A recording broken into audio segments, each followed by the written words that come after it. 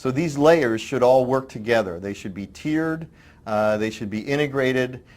Usually, though, they require a security guard to actually perform the response to this delay approach.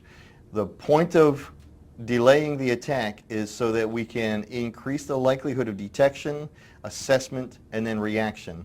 And the reaction, of course, is usually some form of security guard or police response. We have physical security delay mechanisms, and then we have administrative types of delay mechanisms. And again, we use these in combination, as you see in this slide. All these combinations, these factors working together to improve the physical security of our facilities. The third step is detection.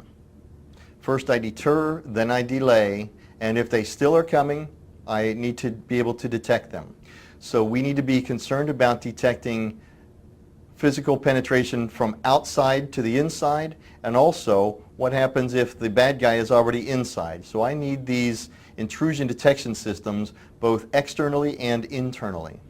The next step is assessment. Once I identify that a physical threat is actually taking place right now, I need to identify exactly what the nature of this threat is and then trigger a response. The response could be the contacting of police or fire or medical personnel.